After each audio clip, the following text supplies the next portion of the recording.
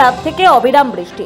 সে বৃষ্টি মাথায় নিয়ে শনিবারও স্বাস্থ্য ভবনের সামনে বসে আন্দোলন জারি রেখেছিলেন জুনিয়র চিকিৎসকরা। সেই সময় দেখা গেল হঠাৎই স্বাস্থ্য ভবনে পৌঁছে গেলেন মুখ্যমন্ত্রী মমতা বন্দ্যোপাধ্যায়, ঠিক যেখানে জুনিয়র ডাক্তাররা মঙ্গলবার বিকেল থেকে টানা অবস্থান আন্দোলন করছেন। মুখ্যমন্ত্রী ধর্নাস্থলে পৌঁছতে জুনিয়র ডাক্তারদের একাংশ উই ওয়ান্ট জাস্টিস স্লোগান তুলতে থাকেন। ঠেলাঠেলি শুরু হয়ে যায়। দেখা যায় তার মধ্যে মুখ্যমন্ত্রী তার হাতে মাইক তুলে নেন। ডাক্তারদের শান্ত হতে বলেন তিনি, কিন্তু পরিস্থিতির আকস্মিকতায় ব্যাপারটা থিতু হতে খানিকটা সময় লেগে যায়। কোলাহল কিছুটা কমতে প্রথমেই মুখ্যমন্ত্রী চিকিৎসকদের আন্দোলনকে কুর্নিশ জানান। চিকিৎসকদের ভাই বোন সম্বোধন করে বলেন, মুখ্যমন্ত্রী হিসেবে নন, দিদি হিসেবে এসেছেন।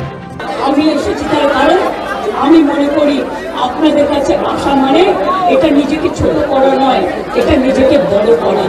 আমি চাই না আপনাদের কোনো ক্ষতি হোক, আপনাদের দিদি হিসেবে আপনাদের কাছে অনুরোধ করতে এসেছি।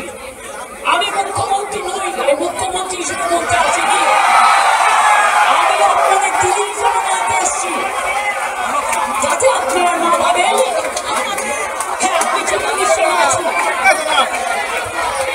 আমি আপনার পক্ষেও বিলম্ব করি, কিন্তু আপনাদের কাছে এসেছি যদি বলেন as a chief minister, as a elder sister এবং আপনাদের আন্দোলনের সমব্যথী এবং সমসাথী।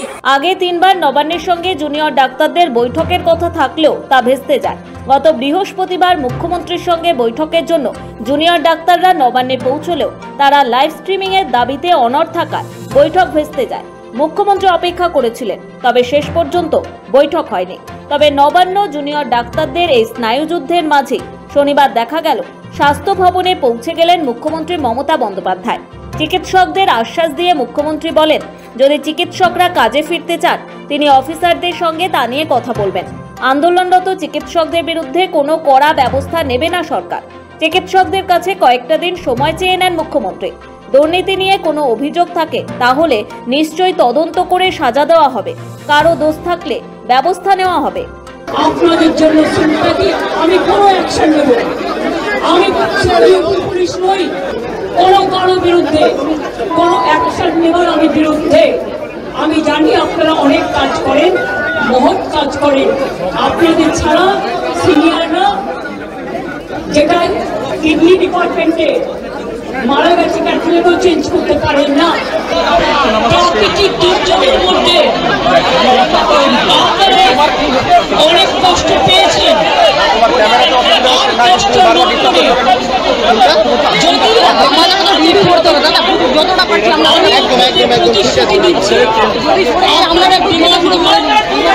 আমি কথা বলে সহানুভূতির সাথে আমি স্টাডি করব, আমি অফিসারদের সাথে কথা বলবো,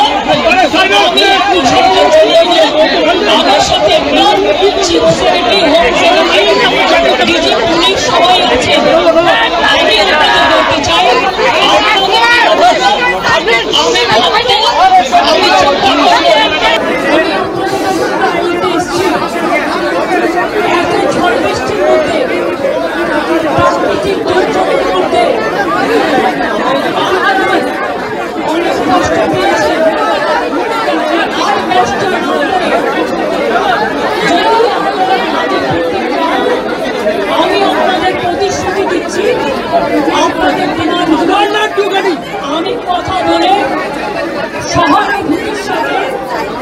আমি স্টাডি করব, আমি অফিসারদের সাথে কথা বলবো,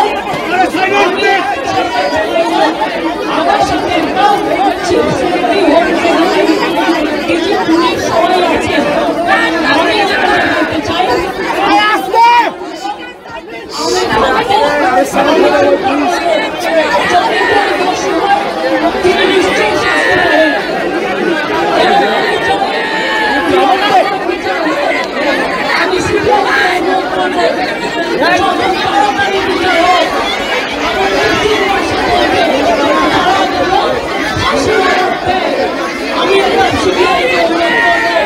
আপনাদের প্রতি আমি কোনো অবিচার করব না। আমি একটা কথা বলে যাই, হাসপাতালে ইনফ্রাস্ট্রাকচার সব এবং রাজপথে আপনাদের যে ডিমান্ড আছে আপনারা আমাকে বলেছেন যদি সত্যি কেউ দোষ হয় দোষীরা শাস্তি পাবে, দোষীরা কেউ আমার বন্ধু নয়, দোষীরা কেউ আমার শত্রুও নয়। আর আপনারা যারা ভাবছেন কেউ আমার বন্ধু, আমি তাদের চিনি না, আমি তাদের চিনি না, আমি তাদের জানি না এবং আমাদের সাথে কোনো সম্পর্ক নেই। তারা এসছেন প্রসেসের মাধ্যমে। মমতা বন্দ্যোপাধ্যায় যখন এই কথাগুলো বলেন তখন জুনিয়র ডাক্তাররা কার্যত শান্ত হয়েই শোনেন। মুখ্যমন্ত্রী তাদের আশ্বাস দেন হাসপাতালের প্রশাসনিক ব্যবস্থাতেও তিনি সংস্কারে হাত দিয়েছেন। হাসপাতালে রোগী কল্যাণ সমিতি থেকে রাজনৈতিক নেতাকে সরিয়ে অধ্যক্ষ বা সুপারদের সেই পদে বসানোর আশ্বাস দেন। আমি সব হসপিটালে রোগী কল্যাণ সমিতিতে আমি প্রত্যেকটা একদম রাজ্য থেকে শুরু করে সব মেডিকেল কলেজ যত রোগী কল্যাণ সমিতি আমি প্রিন্সিপালের চেয়ারম্যান করব জুনিয়র ডাক্তার থাকবে, সিনিয়র ডাক্তারও থাকবে, নার্সরা থাকবে, থাকবে এবং পুলিশ থাকবে। আমি নিয়েছি আপনাদের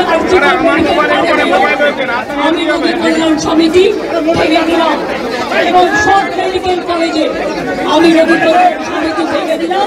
এতদিন পর্যন্ত রোগী কল্যাণ সমিতির চেয়ারম্যান হিসেবে থাকতেন জনপ্রতিনিধি অর্থাৎ স্থানীয় বিধায়ক বা সাংসদ।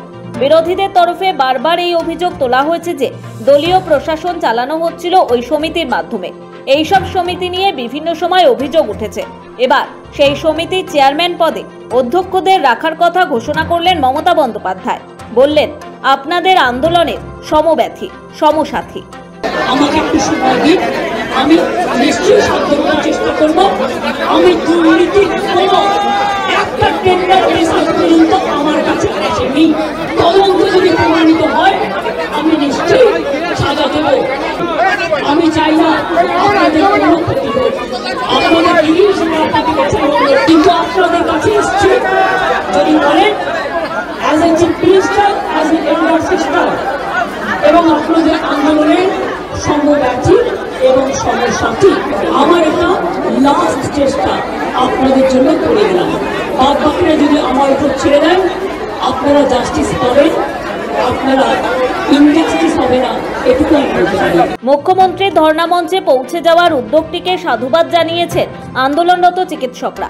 তবে এখনো 5 দফা দাবিতে অনড় জুনিয়র ডাক্তাররা।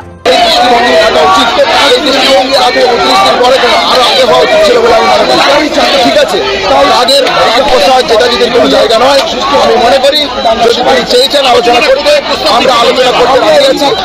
দাবি এক থাকছে, 5 দফা যে আমাদের দাবি, সেই দাবি নিয়ে কোনো রকমের কোনো জায়গাকে আমরা রাজি নই। মুখ্যমন্ত্রী ধর্নাস্থল থেকে বেরিয়ে যাবার পরে বৈঠকে বসেন আন্দোলনরত চিকিৎসকরা। সৌভিক সান্যালের রিপোর্ট, সময় কলকাতা।